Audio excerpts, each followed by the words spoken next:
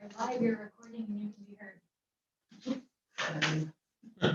And we can't even turn off our mic.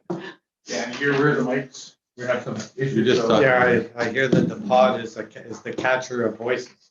Capture Yes. voices, And everything. we are streaming, and we are live, and we are recording, and it will be a hot mic all night. It was either that or pass it around a 5-gallon pail of disinfectant every time you do it. Very well, I'll call this regional council meeting to order.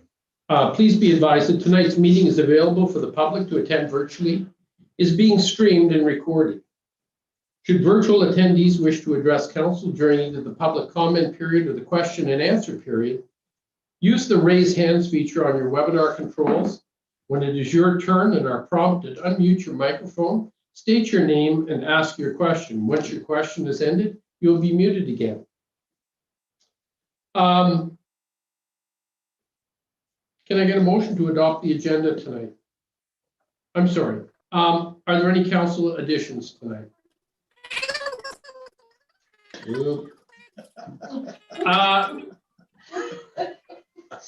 Very well. Councillor Andrews has an addition. Go ahead, Councillor Andrews. I just have an addition in reference to municipal operations audit. Andrews, okay. And Councillor Roper, your microphone seems to be a little suspicious, so Silent. no, we cannot hear you. Can you hear me now? Yes, much better, thank you. Okay, thank you. Yeah, I do have an addition. I want to discuss procedural bylaw 162 and give an update on just an employment opportunity that I've. 162, very well. Any other additions to the agenda? All right. I have an addition to the agenda as well, Bus North. And you probably all received an email from Mr. Berry this evening. I received a note this afternoon that I believe he forwarded to all of you.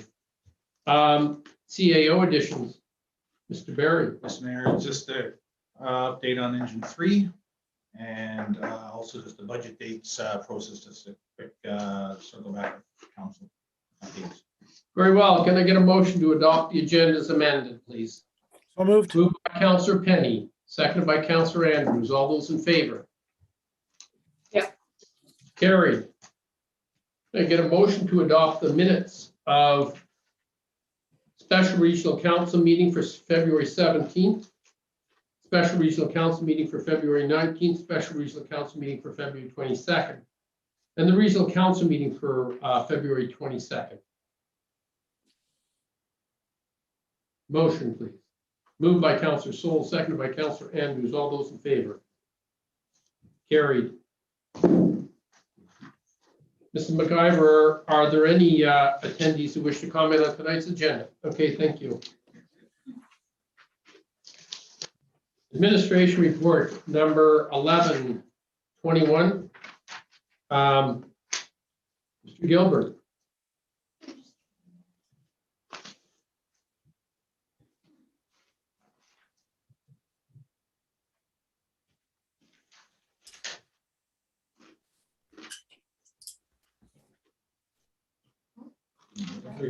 Here we are. Good evening. Mr. Gilbert. Ms. Jacobs. The admin report is prepared for an update for council's information. The general gist of it is that we have been following the course laid out in the connectivity strategy.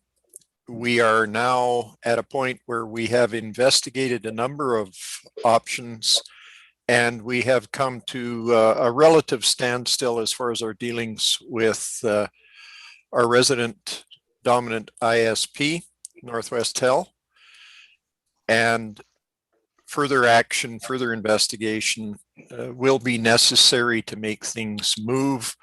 We hope that there will be some prescription forthcoming from the CRTC based on our submission to them on their request for comments for broadband service development in northern Canada, but as it stands right now, we're at a standstill, and we are the only point of initiative, it seems, that is showing interest in this corner of BC. We don't have a dance partner. Councillor Roper. Yeah, thank you for the information, Mr. Gilbert. I'm not surprised at all. I was actually in favor of continuing with the next phase of the connectivity strategy. And I was a little disappointed that we didn't, because I really feel that if we're going to make a change, it really has to come from us, and we're not going to be able to depend on others to do that for us as a community. But at the same time, I'm very hopeful that our internet service provider is soon going to have some competition that is going to really alleviate some of the inequities that we have in our area. So with that being said, you know, I think Starlink is scheduled to come online next year in our region. I think if we could get maybe a little bit more insight on that, then I would feel a lot better than just leaving it as, you know, Northwest Tel doesn't want to make the investments. I'd like to have some more information for the community just to offer a little bit more hope. I think what we can say now, Councillor, is that Starlink is in the offing. It offers residential access. It won't do much as it's configured for commercial access, and that's an area of definite concern. There have been recently some further developments as far as Telesat's plans as well, and staff is having some discussions that may lead to a phone call directly with Telesat to investigate what their plans might be, but they're investigating pilot sites as well. Their date for delivery of any kind of service in the north is 2 to 3 years out, and the topology of any network that they set up, any broadband network that they set up, will be quite different. It will downlink to a ground station for distribution in a variety of locations. That's their plan, from whence it will have to be distributed locally by a variety of conventional means. So yes, there is potentially competition for Northwest Tel, but at the same time, Northwest Tel is contracted with Telesat to deliver service. So I don't know what their arrangements are, whether there's exclusivity or not. Councillor Gerwin? You're muted, Councillor Gerwin. Thanks, Mayor. So when I reviewed the connectivity report today, so I read it over, and the long-term kind of plan was, so the short term was that we were going to do everything that we could to build a relationship with Northwest Tel, to try to partner with them to improve the situation. And the way I'm reading this report that you've submitted is that you know, they're not going to apply for any of this money. So that just leaves us out in the cold. And I think that, unless I'm reading it wrong, that's a huge lost opportunity for our communities. So when I'm reviewing the report, I'm seeing under the long term where it says, make a decision to initiate phase 2 of the strategy, initiate an NRM project to define project scope and priorities for completion of a detailed design, including costing and business model for a FTT project, ... And when I reviewed our the draft budget, and I might have missed it, but I don't see where there's any money to develop any of the connectivity strategy any further. Have I perhaps missed something? I checked under the planning department, but could it have been somewhere else? So I guess the question would be, is there any money dedicated in this budget, upcoming budget, to promote the connectivity strategy?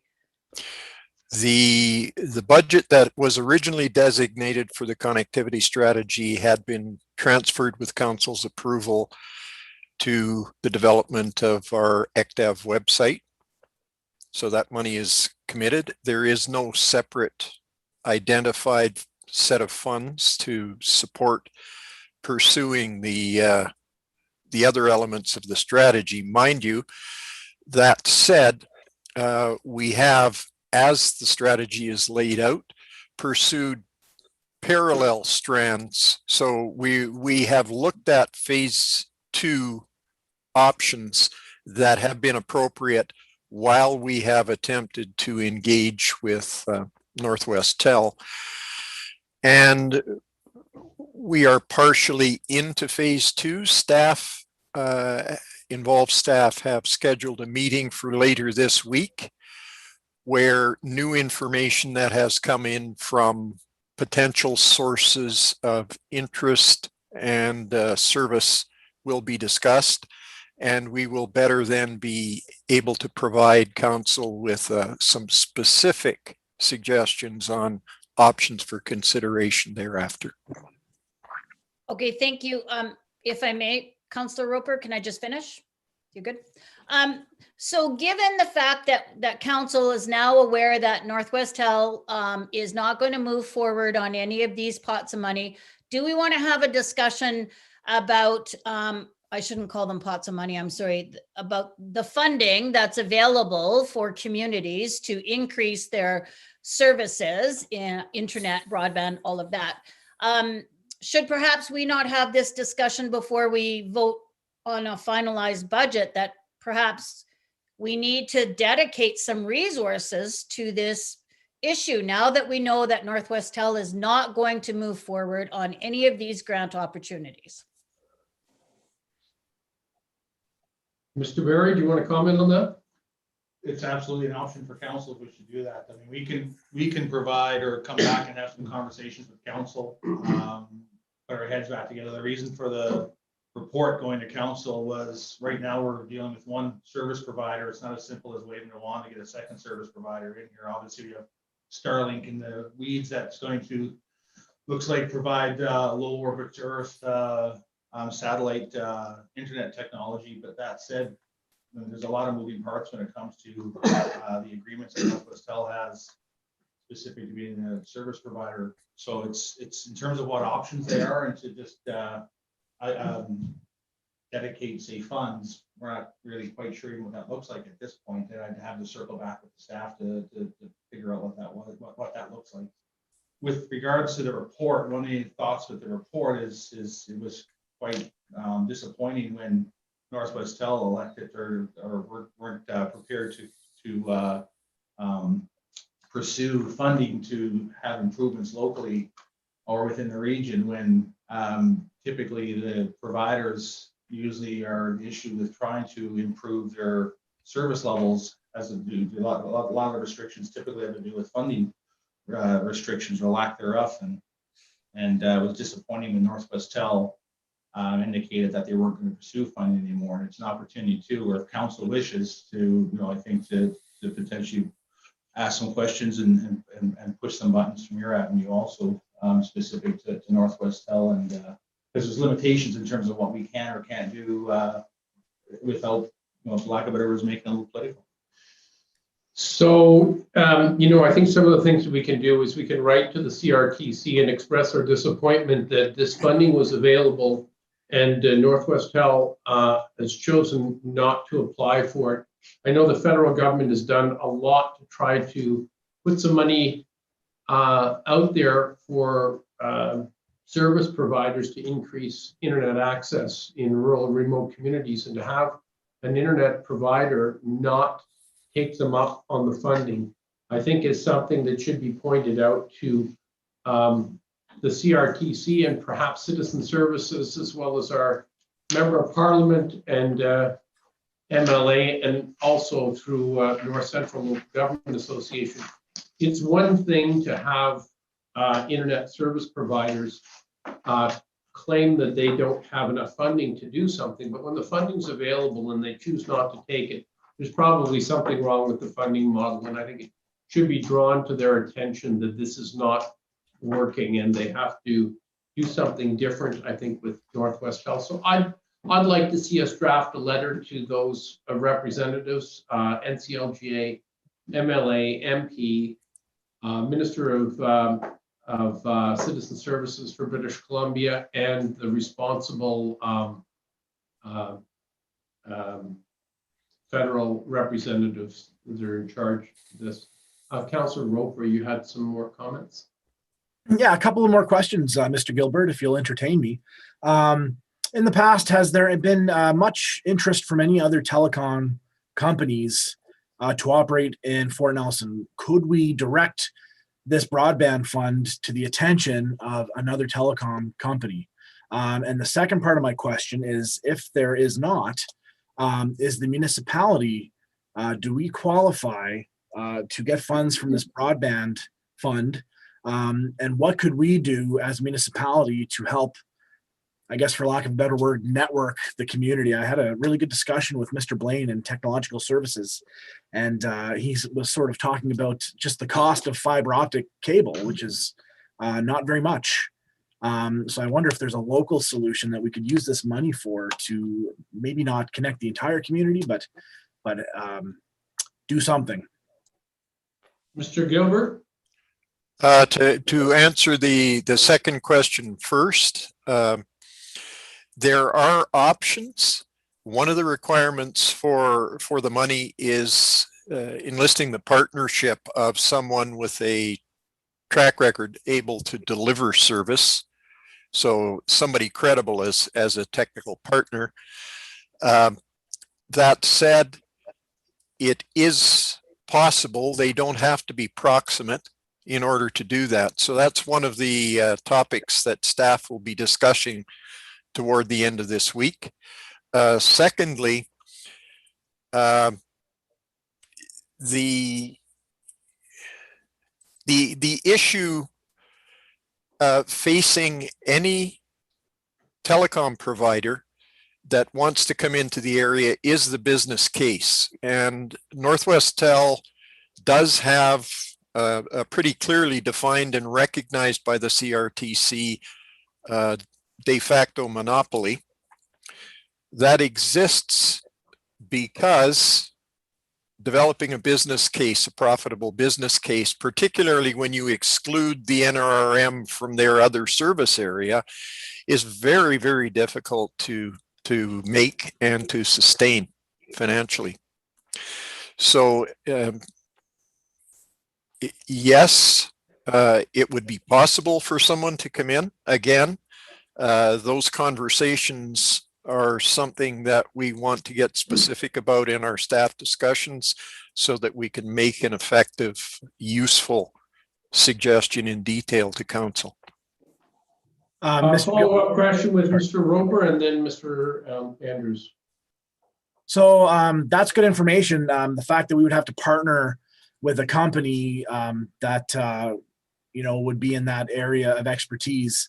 I do have a contact at our local Earth Communications here, and I know that they are setting up internet in remote locations and all that kind of stuff. I would really like to reach out to that company and find out if there's a local solution. Maybe we could partner with them or a company like them to do something. Councillor Andrews? Call a while back, Councillor Roper mentioning, I think it was Old Alberta that went and they provide their own services to their municipality. With the economic forecast study we had done and presented to us on Friday, they really drilled into us the importance of technology for our economic future. If we can't get it from third-party sources, maybe it is something we need to seriously look at doing and looking for funds for. Mr. Gilbert? What I will say, Mayor and Council, is that we've had a number of direct discussions with the executive director of Network BC, who's made himself more than available. He initiated one of the conversations, and in fact, the province is very enthusiastic about supporting some advancement, but we do have to find that effective partner with an established track record to advance the project. Very well. Is there any other comments, councillors? Councillor Gerwin? I think that it'll go a long way when we show that Northwest Tel is not interested. I mean, they're our only possible partner at this time. So if we do decide to put in an application and, you know, we can show, well, our only credible partner in this area is Northwest Tel and they're not dancing. So, you know, I think that goes a long way. And Mayor Foster, I really like your idea about writing a letter to all of those agencies that you mentioned. So if you want to make that motion, I would second that. Okay, I will in a moment. Ms. Jacobs, do you have anything to add to this discussion? No, not at this time, Mayor. Okay, thank you. I'll make that motion and that we write the letter to those parties that I mentioned. Moved by me, seconded by Councillor Gerwin. Any discussion? All those in favor? Carried. And if I may, Mayor? Go ahead, Councillor Gerwin. So do you need a motion or does staff need a motion for us to keep this initiative alive on the front burner that, yeah, I don't know where it is in the queue of what's to be done and what's not to be done, but do you need a motion to ensure that it stays on the forefront and staff has the time and resources necessary to move this to the next level? Mr. Barry? So what I would suggest is, you know, given the conversation that's occurred tonight, is that we can bring a report back to council outlining where we are with the connectivity strategy and incorporating some of the discussion that was discussed tonight, so we can navigate through that and process it and have that discussion with council. And then as part of that is have some next steps and council resolutions at that time as appropriate based on what that looks like, so we can get our marching orders. Councillor Gerwin. Thank you. And then I know Councillor Roper wants to speak too, but I'm just worried about the deadline for the applications. Like, I don't know where that falls in. And then I would like a timeline too, like a report back to council. Like, I know you can't give me an exact date, but like a time frame for it. And then too, I just like that expiry date of the grant application. I would like to investigate that. Like, are we just going to miss it? So did you want a resolution instructing staff to bring back a report to council? Yes. Very well. Councillor Gerwin, going to make that motion. They bring back a report to council with timelines. With like a report back to council in what would be an appropriate time frame, Mr. Barry, for that to be like within, I don't know, a month, 2 months? What's the month? I think you can provide something, and again, without having a conversation with the group, but I think we can provide something sometime in April. Okay, and then Even what we have at that time, sorry, Councillor Gerwin, we can provide that and at least have a discussion. If there's more work required, there's more work required, but at least we can start chipping away at the discussion with council. Okay, so that's the motion. Councillor Roper, did you want to speak to the motion? Not to the motion, but I did have one more thing to say before we moved on, is that I'm not 100% sure that Northwest Tel is our only option to partner. And I would like to explore that a little further and find out if there's a local company that we can partner with. Perhaps there's an outside the box solution here that we're just not seeing at this point. So I would really like to investigate if there are any other communication companies locally that we can enlist to partner with. Can we include some of that in the report then, a look at those options as well? We've captured the discussion tonight, which is the intent of bringing back the report to council that captures the discussion that occurred. So we can either have the questions already asked and hopefully possibly answered, or at least in the queue. Moved by Councillor Gerwin then, seconded by Councillor Penny. All those in favor? Carried. I'm sorry, Mayor, before we move on, does anybody know what the application deadline is? Mr. Gilbert? The application for the latest intake of federal funds has come and gone. We were working under the understanding, based on previous conversations with Northwest Tel, that they had bypassed an application for provincial funding in favor of submitting one to the Universal Broadband Fund. That intake has come and gone, and we received word relatively shortly before that deadline came up. So that's gone by. It's my understanding, and Gabrielle can correct me if I don't have that quite right, but it's my understanding that the provincial money remains on the table. There are announcements emerging daily or weekly at least as to grants that have been approved, but that is being drawn from a pair of limited funds, one of which is an economic recovery pot.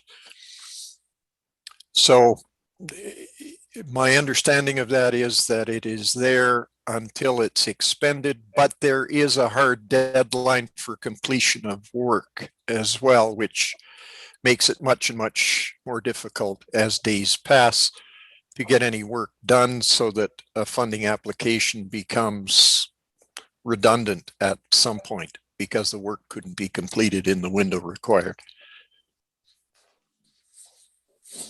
Thank you. Just one more thing. Could we add Minister Josie Osborne to that, Minister of Municipal Affairs, because she had a round table concerned with connectivity that she held about a month ago, maybe 2 months ago.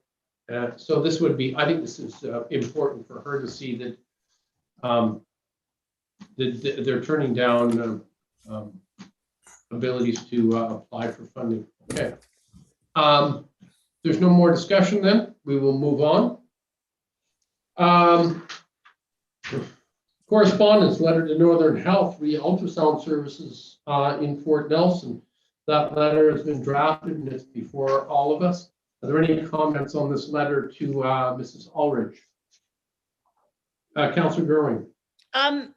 When we requested that the letter be written, we also wanted it to appear in the newspaper. Will that be happening? Sure. Yeah. We can book space. Yeah, we can book space for it. Okay, thank Okay. you. Letter from the Honorable Rob Fleming, Minister of Transportation and Infrastructure, regarding Central Mountain Air Services. I had the pleasure of speaking to Minister Fleming and thanking him for taking our issues forward to the Federal Minister of Transportation, who was in charge of funding Central Mountain Air. So, glad to see Minister Fleming was helping us out on that, and I did thank him for that. Council information package, receiving for information February 24th, 2021, and council information package for March 3rd, 2021. Any comments on that? Very well. Hearing none. We have a great deal of new business here. I'll start off with letter that was sent to all councillors this afternoon. I received a letter earlier today from Mr. Dolan regarding BC Bus North and Northern Health Bus. So we're following up on that. Yeah, are there any comments on that route scheduling? Councillor Roper. Just to echo the concerns of Mr. Dolan, that you know, the situation they're faced with at the school district, having a hard time retaining, attracting employees, that's all over town. It's not just an isolated thing. So, you know, even though he's relating it to his experience, I think it's a very important endeavor for us to undertake for the benefit of the entire community.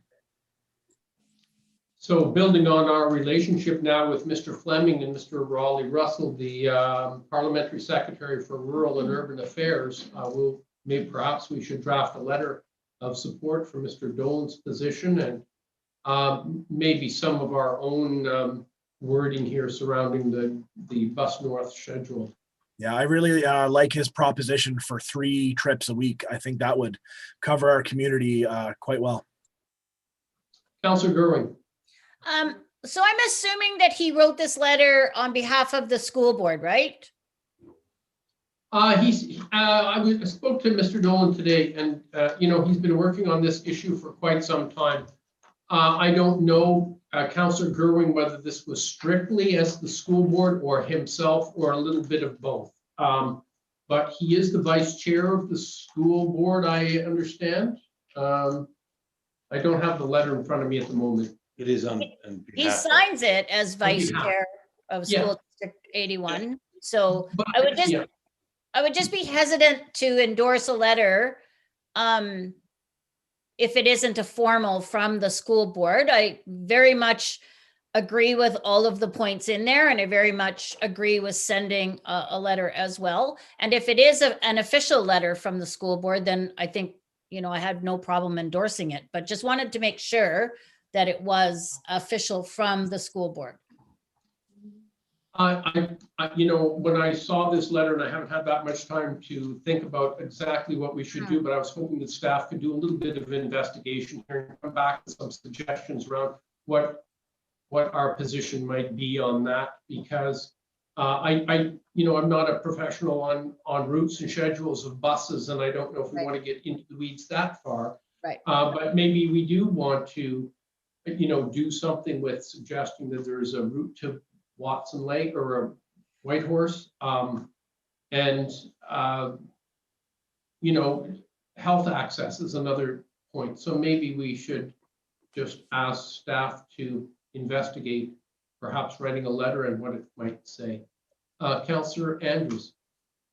Would it matter if it was endorsed by the school board or not? We have a community member who has a very well-written letter with some great ideas that I would be confident in supporting as council. I don't think for myself it would stem on whether or not it was endorsed by the school district. Thank you.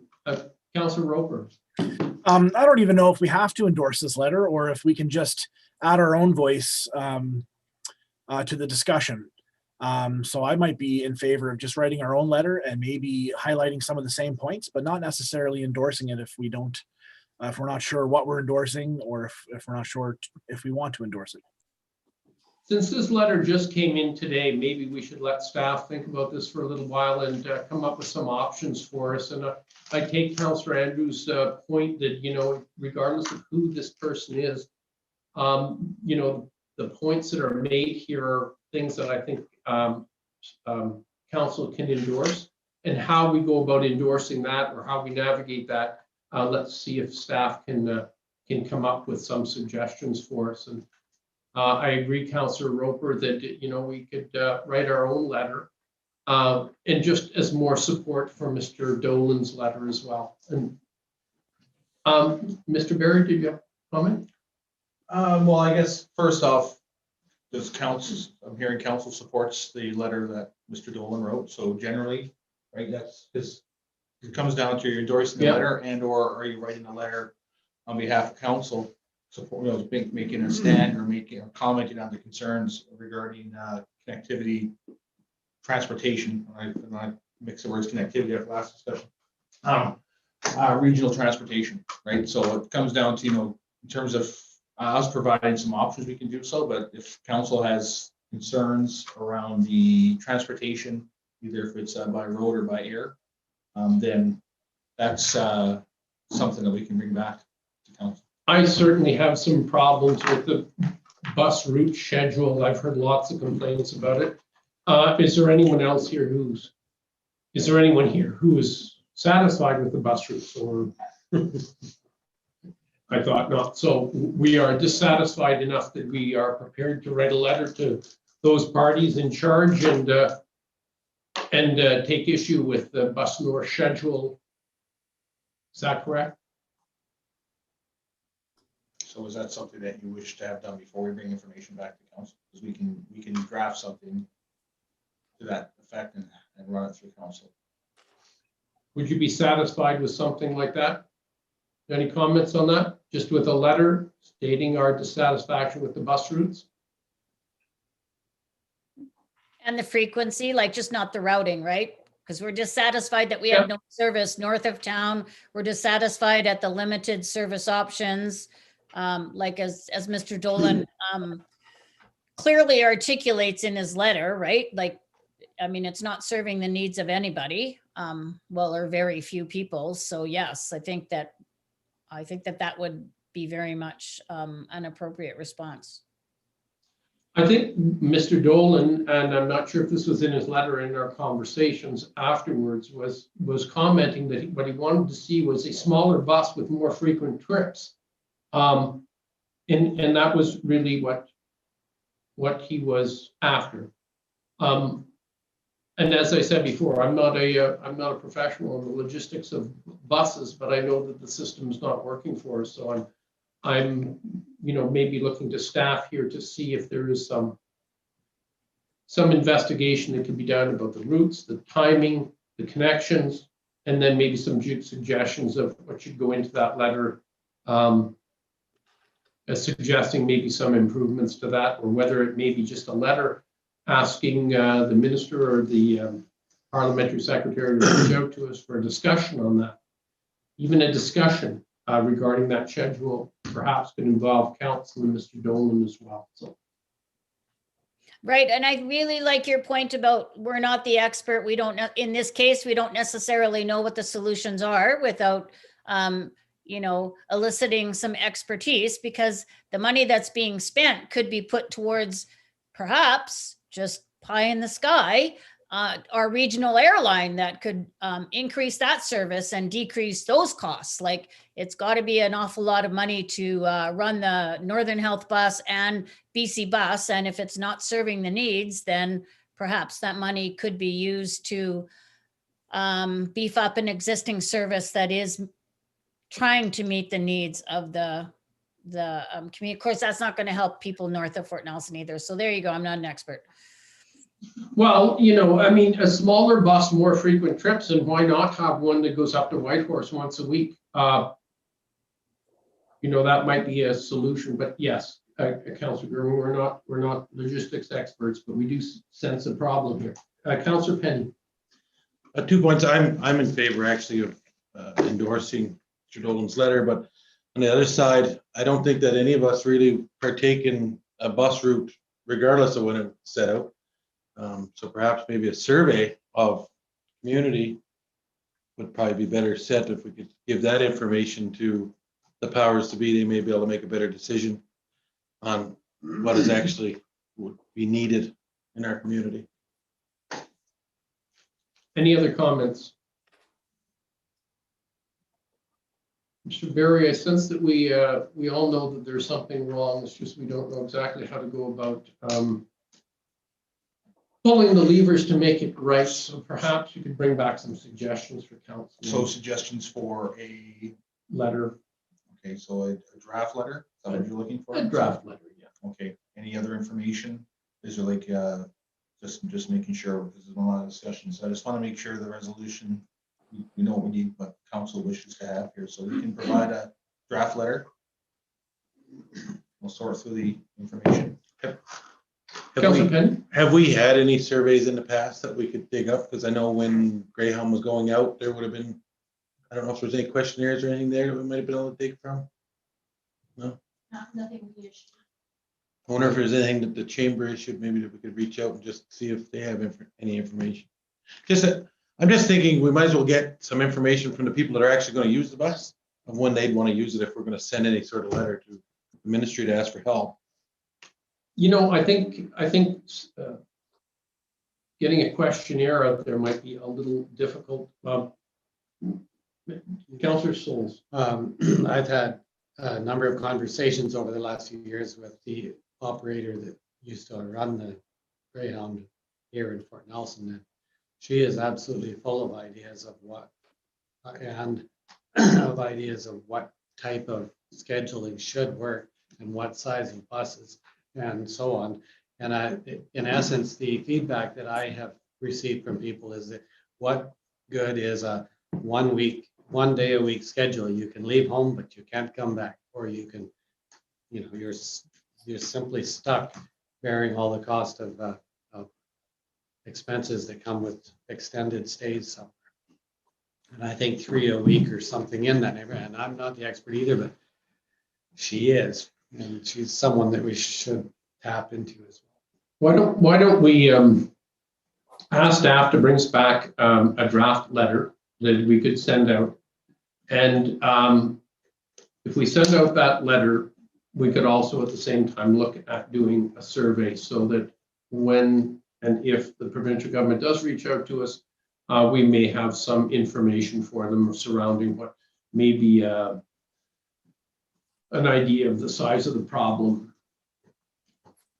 So let's ask for a motion here that staff draft a letter to Minister Fleming and Minister Raleigh, or Parliamentary Secretary Mr. Raleigh Russell, regarding Bus North and the bus service. Do I have a seconder for that? Seconded by Councillor Penny. All those in favor? Carried. Very well. Moving on. Councillor Andrews, municipal audit. Yes, thank you. I'm just looking for, I guess, council's permission to allow me to solicit some quotes, proposals to perform a municipal operations audit. This is something that's been brought up last term at our open forum. I've had constituents continually ask me when it was going to get brought up again.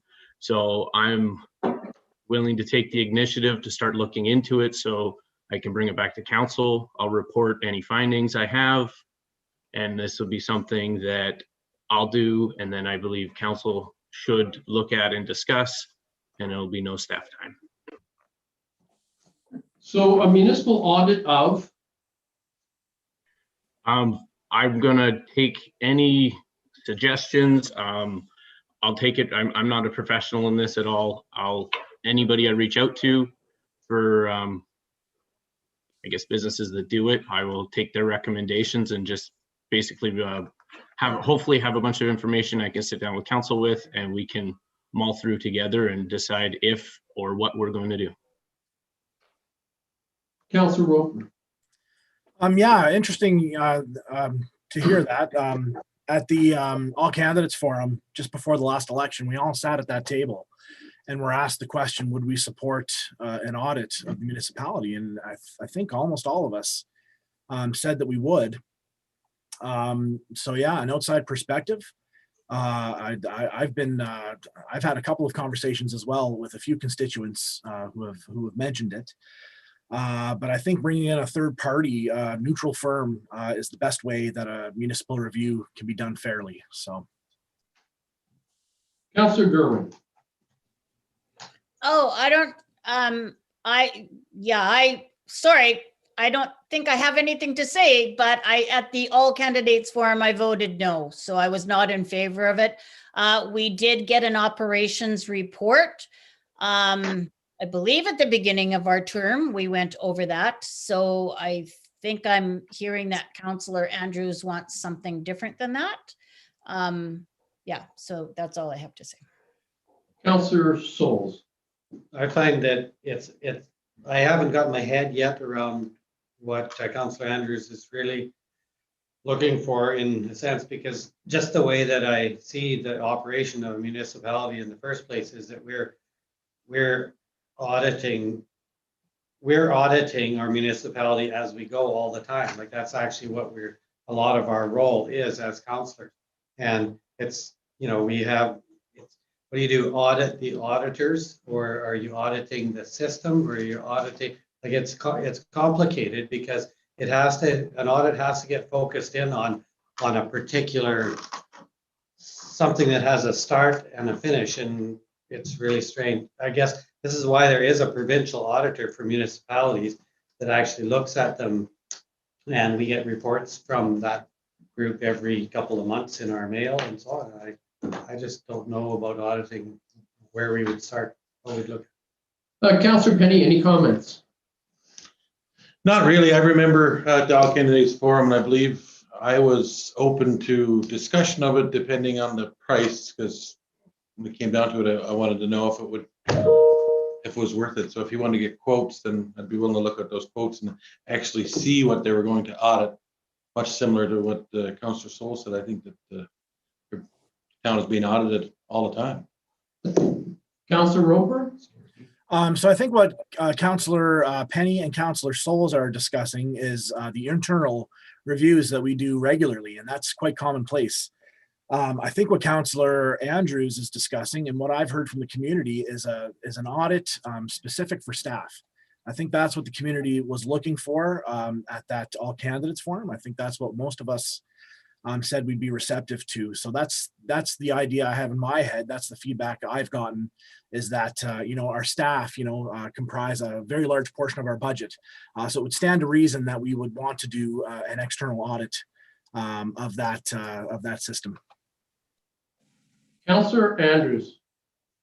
Yeah, like I know the word audit always brings negative thoughts, and I don't see, I'm looking at this as information on how our operation works. And I'm not trying to take anything away from our management and our current staff. If anything, it can help. We get a professional outside opinion on how things are going. It can help with potential efficiencies we've been trying to do, and it could further our stance that our staff's doing exactly what we want them to do. The thing is sure, we're overlooking and everything, but I personally don't have the time to look over everything.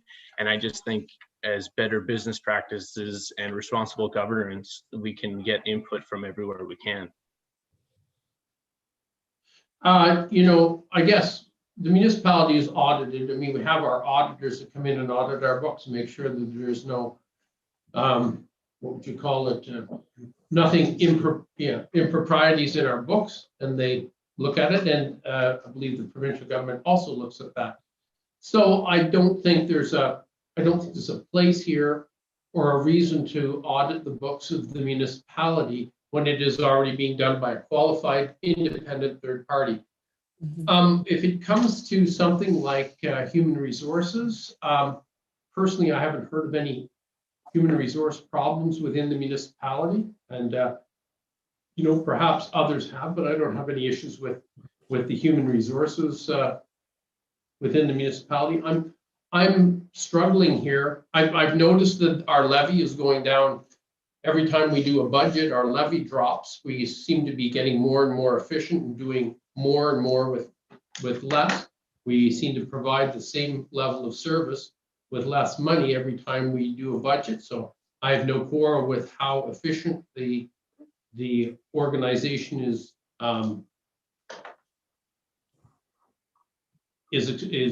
performing their responsibilities.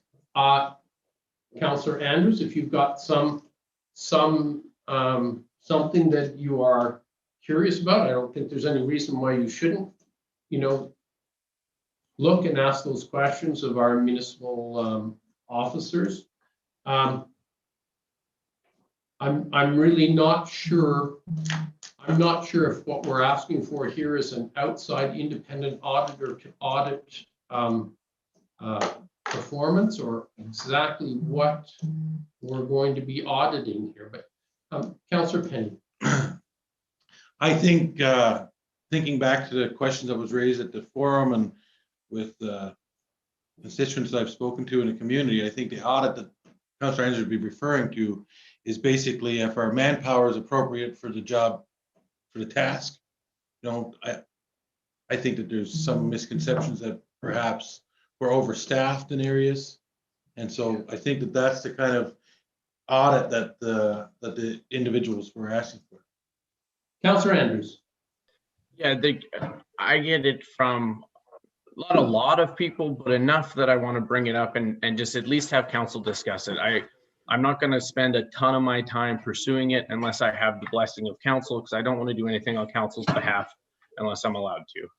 That being said, the kind of audit that I've heard wanted was that entirely, that we employ a lot of people and not everybody's confident we need all those people. I've seen it in many departments. We need those people. I can see it and attest to it. There's not the confidence with our constituents, and I feel there's enough of them that have asked me that I just warrant it to be a discussion for council. Councillor Roper. Yeah, I think what we're looking for, and Councillor Andrews, correct me if I'm mistaken, but I think we're looking for an analysis of the overall business operations of the municipality. Not just our finances. I think we have incredible finances, and yeah, we do get those auditing services done. We know that our finances are impeccable. But yeah, there are questions in the community, and I have some questions myself, and I feel like I have nowhere to get those answers. So I would support Councillor Andrews in his endeavors here. I know that his goal is to make the municipality more efficient and a better place. And the only way we're going to find that out is if there is an external review. Okay, I guess the one comment that I would think of here is that it's probably inappropriate for a councillor to be going out looking for an auditor for the municipality. And I don't know the exact mechanism for that to be done. I don't see anything wrong with the discussion we're having here, but I would think that there's probably a better mechanism here to accomplish exactly what Councillor Andrews wants in the way of an audit. Mr. Barry, do you have any comments on this? Well, if council wishes to go out or if council wishes to go out and solicit information or quotes or pricing to do an operational audit, then that's entirely up to council if they wish to proceed to do that. From an operational organizational perspective, we have a purchasing policy. So if it comes down to wishing to award or solicit the actual contract for someone to come in, then we have a purchasing policy, but council too has the opportunity, the right to waive portions of the purchasing policy that's appropriate, I guess, from a legal financial perspective. So that's entirely up to council, and as the discussions occurred, there's been many conversations in the past regarding the operational functions and how the operations are actually organized with the documentation that's been previously provided to council. If there are questions, and it's stated, and Councillor Roper stated that he has some questions himself, and by all means, we're here to answer any questions to the best of our ability. But if there's questions in terms of the legitimacy or the third party wanting to take a look at it, so it can be classified as unbiased, then absolutely. I mean, that's something that we can look at. Council wish.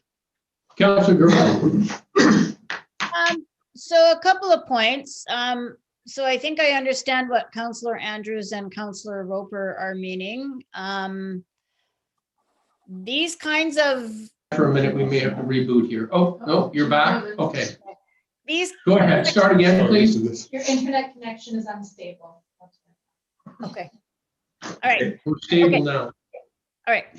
I think I understand what Councillor Andrews and Councillor Roper are asking for. It's been my experience that these types of operational reviews don't come cheaply. And at this point in time, this is my opinion, at this point in time,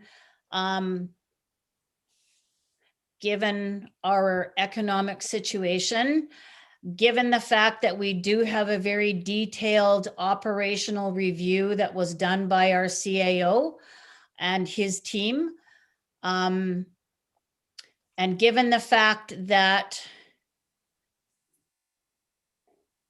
while it's great to do these reviews, and I hear what people sometimes say, I don't know that that is going to give any further confidence to those people that things are as they should be in the municipality, or that they're not. I guess what I'm trying to say is it's really, really hard to have somebody come in and somehow their opinion is more valuable than our CAO and his team's opinion. So that's my concern there.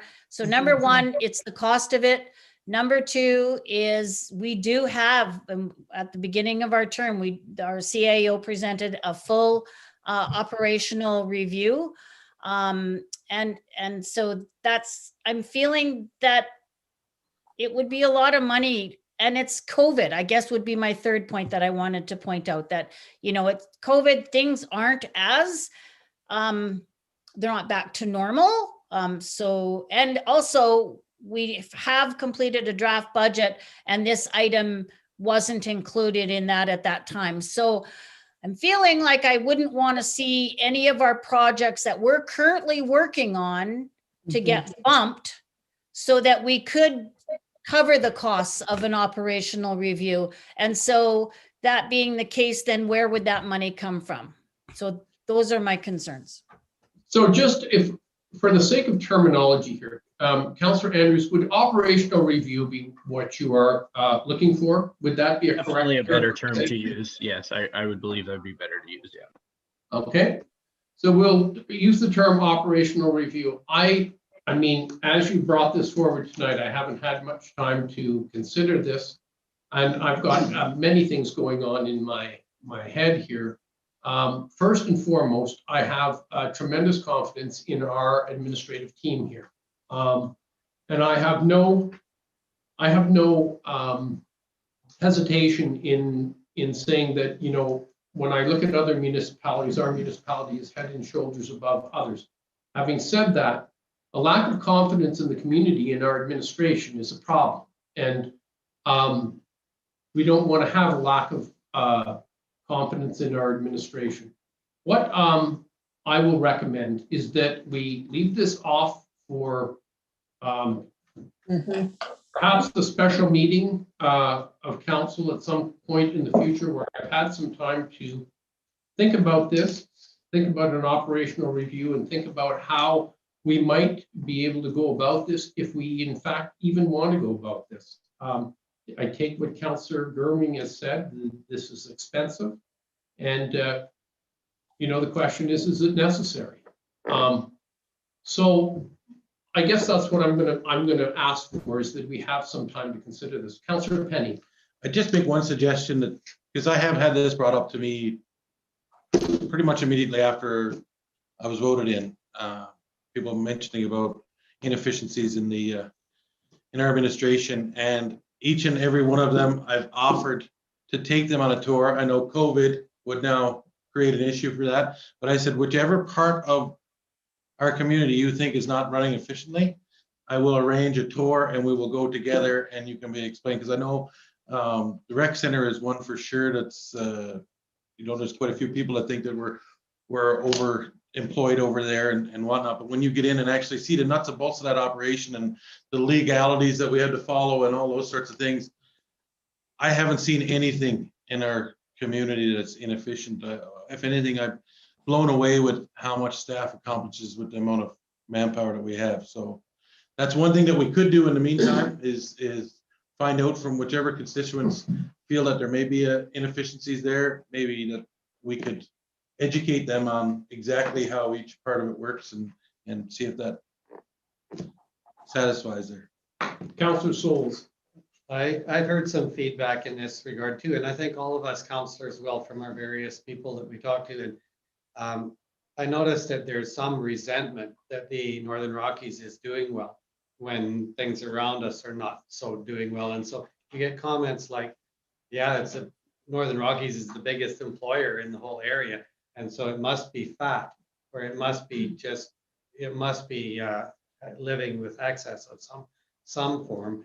And I always say that I always reply that it's actually really too bad that we are the biggest, and we're working hard to keep that from continuing on. We're working hard to continue to supply the services so that when the industry is renewed here, we have a really fully functioning, fully operational set of services that we can pass on. And I don't make any apologies for what we have, because I know from sitting at this table, and I know from reports that we've had and going through different departments and operational research that we see, I know I'm not worried about it at all. So it's my job, not as a councillor, just to bring the people that don't have a real reason to the table and say, we got to change things. It's to make a defense for why we're doing what we're doing and make a good defense. And then let them bring real criticism if they have one, a real criticism. And so I'm not in favor of this, of stirring this pot. Councillor Andrews. Just to further the comments about the rec center, yeah, we hear a lot that there's too many people, but I know of sitting at the council table and hearing the reports and going through the rec center myself, there's a lot there. The building's going to continue getting older, and possibly I've looked into other places that they do operation reviews for rec centers, for water services throughout a whole municipal range of things. Maybe it comes to us, we get a report, hey, you guys are doing great. I would add another person here or there because of maintenance, because that I really don't know.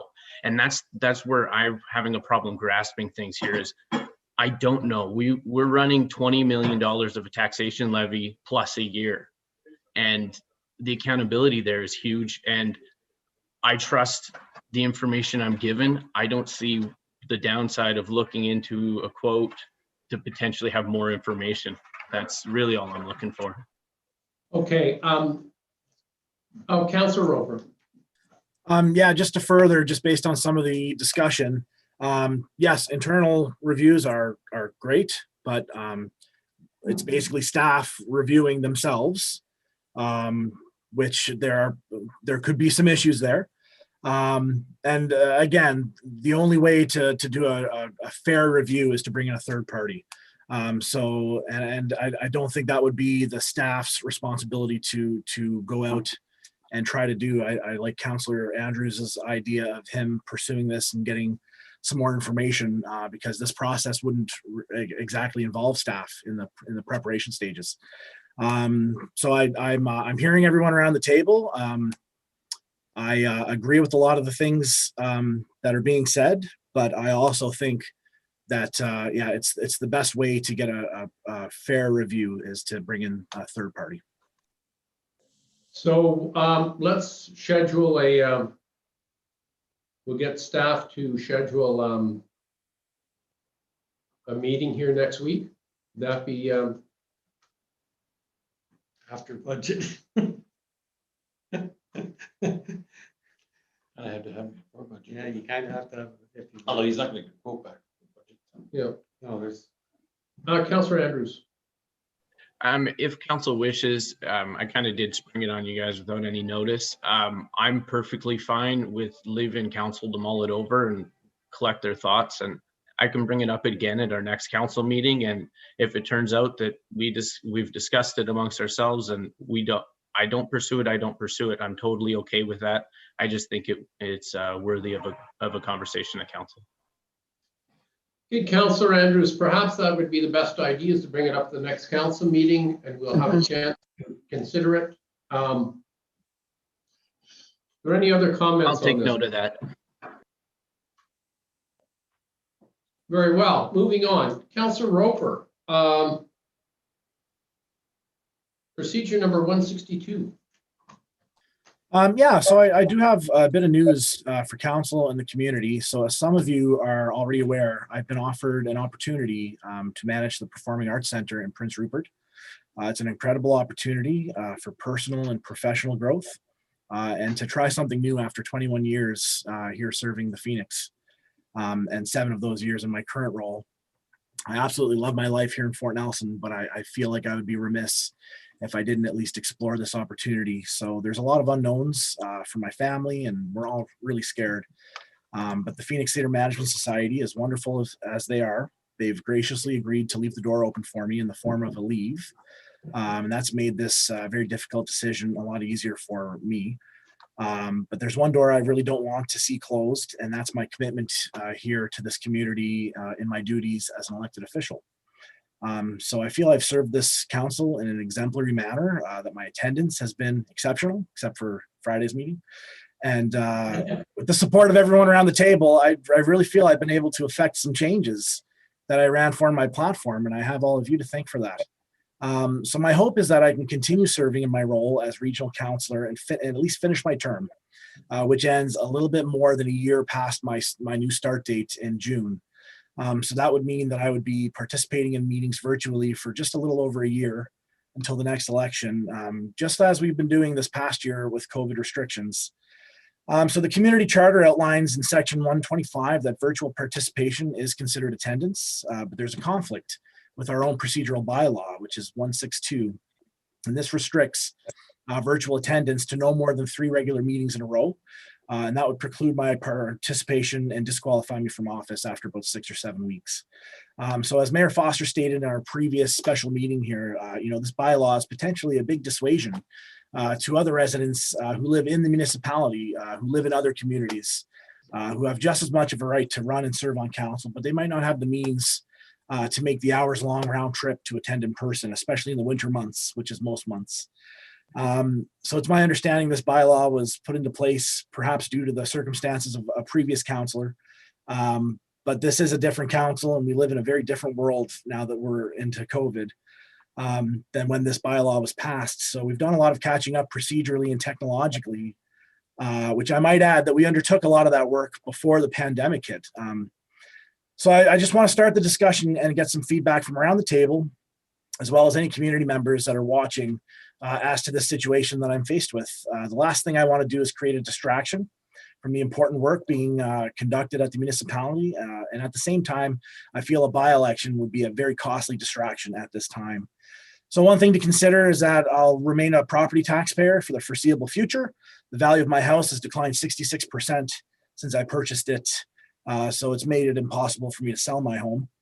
I also care deeply about the community. I have family here. I have good friends, colleagues, associates, and I will always have a vested interest in the success of this municipality and the great people who live here. So thank you. Thank you.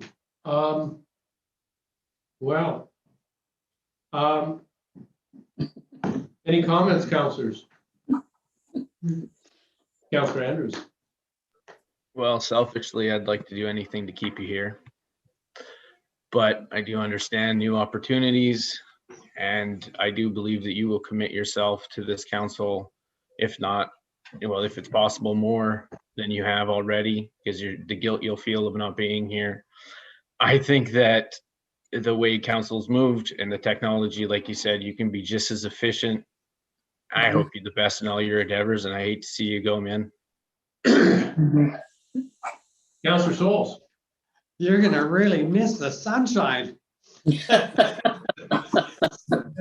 Councillor Souls, it only rains 2 days a week in Prince Rupert, once for 3 days and once for 4 days. So That's good. Actually, I think that you have a very special set of talents, and it's if that's a place where you can really blossom with your talents, I think it's great. Those kind of moves in life are monumentous. I would suggest that you don't worry too much about the council, like station council and so on. Don't let that worry you at this point. We know that we're working online and doing what we can online. It's not you that would have to face the criticism for being gone. It would be the rest of us that would have to face that. And so if there were a bunch of negative feedback of you being away, but still being on council, we would be the ones that have to deal with whatever that feedback is. So I wouldn't let that worry you too much. I think it's much more healthy and beneficial for you to be able to focus on where you're going and what you're working on and what your dreams are and what your family, adapting your family to it. And I just say many blessings to you and your household. Yeah, for sure. Councillor Durham. So just, yeah, I'm not even going to say anything on the personal end because, I'll cry in that. So I'm just going to stick to business here. I've cried in front of this community enough, so I'm good. But so about the bylaw, though, the 3 meetings in a row. So right now we're under some kind of orders that supersedes all of that, right? And who knows even when that order is going to be no longer in effect. So I don't even think that there's a problem right now because, yeah. And if there becomes a problem, like if those orders are then removed and then as a council, we will have to figure out a course, but I think I would like to go on the record at this point in time to say that I would be in favor of supporting you in any way that I can, so that you can complete your term. Yeah, so however that works out, I'm in favor of moving forward with allowing you to continue your term. Well said, Councillor Goering, and I think you're right. We don't have to deal with this now. We can deal with this when the COVID restrictions are lifted, and if we need to do an amendment, then we'll take it up with council at that time.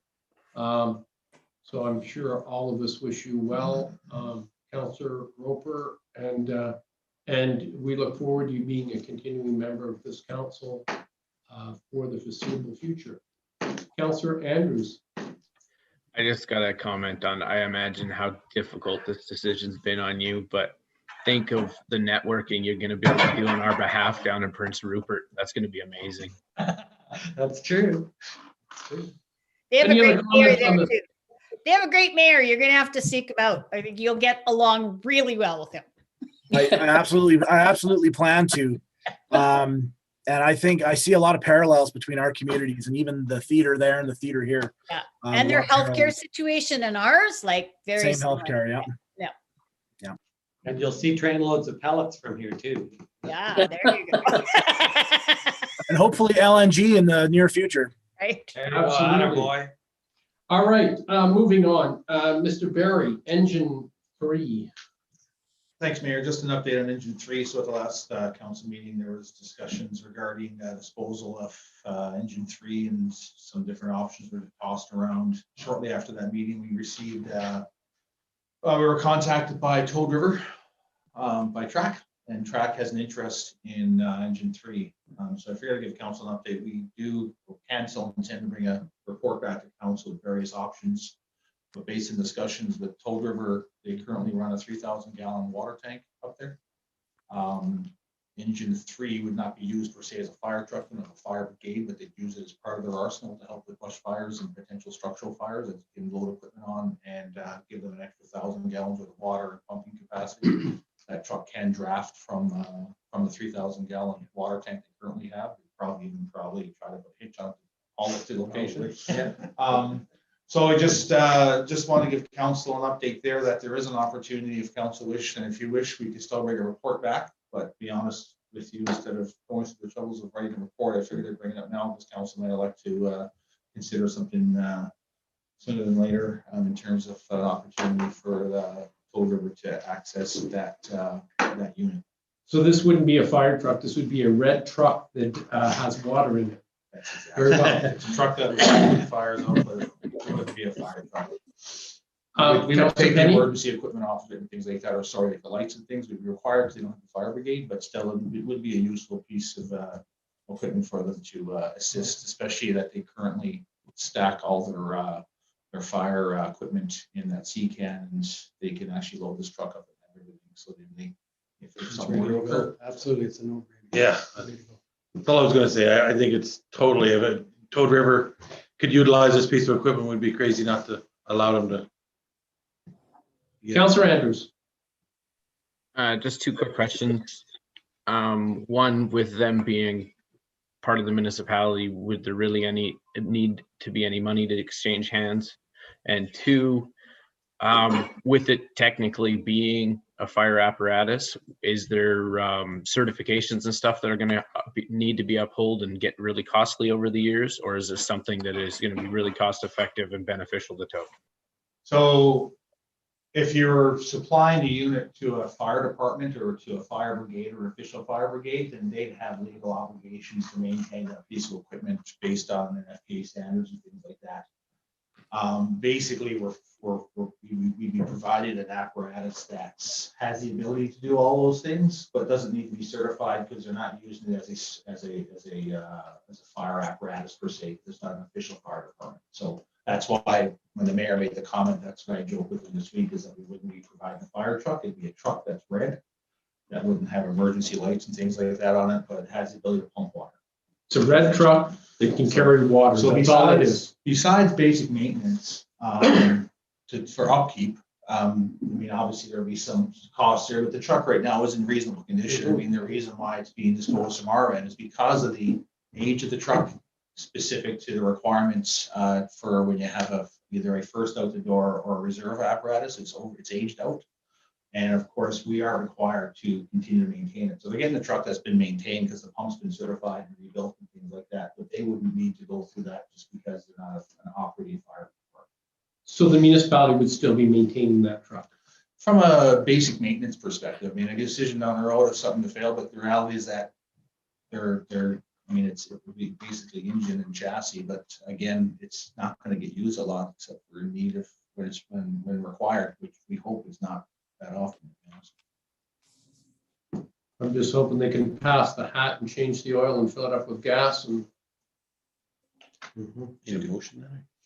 If council wished, I mean, I didn't bring it up, so you had to make a motion tonight, but I wanted to give you an update. They're obviously quite eager themselves, and we had intended to bring a report back to council, but was there a need to go and provide a bunch of different other options when, in all honesty, when we have been working quite, they've been working quite hard over the years and with training and adding to their equipment out there in light of wildfire situations that we've all seen in the province and nationally over the years. So it's just an opportunity if council wish to do something. Otherwise, we can still bring a report back to council. Councillor Andrews. So does council have the ability, I'm assuming, to just tell you guys right now to allow Toad to have it? Yeah, so make a motion right now. Motion, I'll second it. I'll make that motion. I'll second it. You beat me to it. Moved by Councillor Andrews, seconded by Councillor Penny. All those in favor? I'll be okay. I'll be all right. Carried. This is recorded. Mr. Barry, budget procedure update. So just last on the list here, we were obviously still going through the engagement piece with the budget process. That said, we're targeting March 17th to get the final documents out to council. So with some of the changes that have occurred, and of course closing out year end, we'll have the actuals in there also for last year's actuals. We don't intend to take the budget binders back. What we'll do is provide the documentation with tabs and everything, 3-hole punch. You just have to pick it up, open your binder up and put it in front of your binder, and everything will be tabbed. So it'll be basically just add a new piece to your binder instead of us taking the binders back and trying to get them back. We'll just provide that to you. And you said March 17th? March 17th is what we're targeting. If there's any change, we'll let you know. Sorry. Sorry. Go ahead, Councillor Gurley. So March 17th is when you're getting the paper to us, and then you're going to tell us, are we going to set a date, or? That's Where you were going? That's where I was going, yeah. So based on council's availability and the direction a few meetings back, the March 22nd week was the week, because I believe I missed that meeting, but it was discussed, it's during spring break. So I believe Councilor Penny, you had availability, you want it one week or the other. So I believe it was discussed that March 22nd week would be the week for the budget discussions or meetings and council deliberations. What we're currently looking at right now is to start on Wednesday, March 24th at noon and continue on to March 25th at noon. Council had discussed having, instead of going for the 1 hour those days, was to go a bit longer, potentially try to clear it up. I'm not sure if that's still the wish of council, but what we're looking at right now tentatively, unless council gives different direction, is potentially Wednesday, March 24th at noon, Thursday, March 25th at noon, and if needed to be, we can go Friday at noon. And of course, that just depends on how much discussion council has during that time and how long you wish to sit once you start with this. Unless council has a different desire or a different discussion, that's what we kind of have mapped out currently based on previous discussion. I'm good with that. Is there any other comments? Yeah. Councillor Gurley. So Todd, didn't you say that you couldn't attend during spring break? Did I mishear this? I said at first the dates that they had mentioned, we would be spreading it out over some a little bit the first week and some a little bit the second. I said, I don't care which one I get. I just wanted Want them to get. one of those weeks to be free. Yeah, my understanding is it was. Yeah, I'm fine with either way. I'm good. I haven't made any plans. Not like we're going very far. I'm not booking anything. Any other comments? Very well. So those dates are golden. So we're okay, so we'll follow it up with an email with council with the dates for confirmation, or the other one, since we all had everyone here tonight, just to see if there was any conflict in the issue. Very well, new business, recreation statistics for February. Are there any comments on that? We just received it for information. Standing items for discussion, strategic priorities, council reports. Are there any council reports? Very well. I don't have a report, but I'll just mention, because it was up on our previous meeting, that on March 17th is the first quarter report meeting with Chris Cooper and his team. And I'll be attending that meeting. Okay, any other council reports? Very well. Are there any virtual attendees which wish to ask a question? Ms. McIver? No. Very well. Can I get a motion, please, to move to a closed meeting? Pursuant to Section 92B of the Community Charter. Moved by Councillor Souls, seconded by Councillor Andrews. All those in favor? Carried. And I'll ask for a motion to temporarily adjourn the regional council meeting. Moved by Councillor Andrews, seconded by Councillor Penny. All those in favor?